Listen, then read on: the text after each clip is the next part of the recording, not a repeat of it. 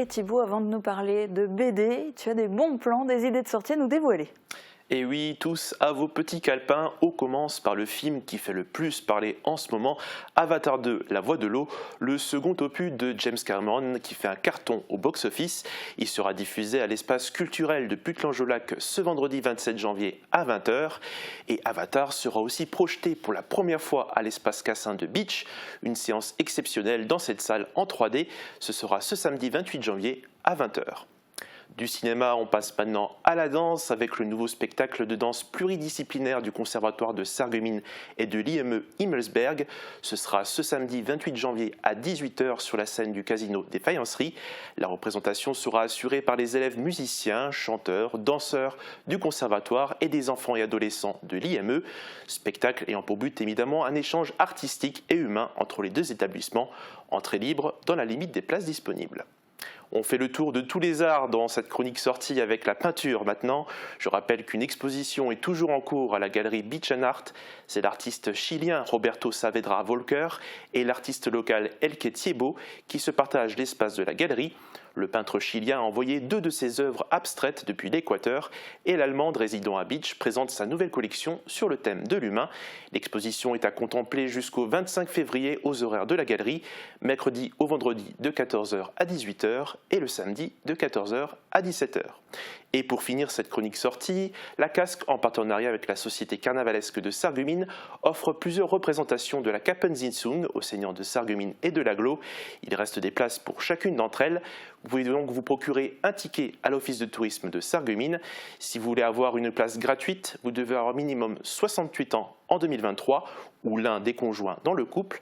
Elles auront lieu à l'hôtel de ville de Sarreguemines le samedi 28 et le dimanche 29 janvier, ainsi que le 4 février et le 5 février. Ouverture des portes à 13h15 et le début du spectacle commence à 14h11. Petit détail au passage, pour le dimanche 29, une desserte par les bus sera organisée pour les personnes âgées de Sarreguemines. Alors si je ne me trompe pas, tu viens d'évoquer le 3e, le 4e, le 6e et le 7e art. Et maintenant tu nous parles du 9e art. Et le 9e art, si vous n'avez pas encore deviné, il s'agit de la bande dessinée. Et je vais vous parler d'un événement en particulier, le Festival international de la bande dessinée d'Angoulême, aussi appelé le FIBD. La 50e édition va commencer le 26 janvier, donc du coup demain, jusqu'au 29 janvier. Et oui, c'est un festival qui a déjà une longue histoire derrière lui. Oui, aujourd'hui, la réputation n'est plus à faire pour le Festival d'Angoulême. Il est le plus important d'Europe avec celui de Lucques en Italie. Sa création remonte en 1973. Il a lieu chaque année au mois de janvier. Il a été imaginé par Francis Groux. Sur l'image, Francis Groux, vous le retrouverez en dessous de Gaston Lagaffe du mur. Il a été imaginé donc par Francis Groux et Jean Mardiquian, 2 élus locaux qui sont passionnés de BD, et par Claude Moliterni, documentaliste chez Hachette. Les premières éditions ont tout de suite un énorme succès et c'est dans les années 80 où l'événement va prendre énormément d'ampleur avec la venue de plusieurs ministres français. Et l'activité autour du festival se développe aussi. Angoulême se développe avec ce festival. En 1984, Jacques Lang annonce la création d'un centre national de la bande dessinée et de l'image. Sur l'image, vous voyez aujourd'hui la Cité internationale de la bande dessinée et de l'image. Cela fait musée, médiathèque, mais également centre de recherche. Angoulême devient donc rapidement un point névralgique du 9e art à l'échelle mondiale. Et alors, que retrouve-t-on durant le festival ? Dédicaces, expositions, débats, rencontres avec les jeunes talents. On retrouve aussi toutes les grandes pointures du milieu. Il y a beaucoup de choses à faire et à voir. Par contre, si vous souhaitez passer au festival d'Angoulême, il faut un peu vous prendre à l'avance. Les hôtels sont assez pleins très rapidement. Et quels sont les prix décernés? Parce que qui dit festival dit prix. Alors il y a plus de 10 prix qui sont décernés, le prix de la jeunesse, le prix du polar, le prix révélation pour une première œuvre, mais le plus prestigieux est le Fauve d'Or, une récompense qui récompense la BD qui est sortie dans les mois précédents. Cette année, 46 bandes dessinées sont dans la sélection officielle. Et est-ce que par hasard, il y a des BDistes de chez nous qui vont au festival? Non, j'ai prospecté un peu partout et je n'ai trouvé malheureusement aucun BDiste du secteur qui est allé au festival. Je suis donc allé quand même à la rencontre de Charlie Dame qui a déjà scénarisé 23 BD et j'ai discuté avec François Abel qui est illustrateur de bande dessinée. Ils ont déjà travaillé ensemble sur 12 bandes dessinées, majoritairement sur de la BD historique. Je reprends par exemple La Moselle déracinée qui a été commandée par le département. J'ai donc posé la question à Charlie Dame s'il avait déjà fait un petit tour. Non, jamais. Je ne sais pas si j'aurai l'occasion d'y aller parce que le festival d'Angoulême, il est à la BD ce que le festival de Cannes est au cinéma. C'est immense, c'est grand, c'est... Moi, je suis beaucoup plus régional. Et puis, non, j'ai jamais été. Mais je ne suis pas non plus un grand spécialiste de la bande dessinée style Angoulême, hein.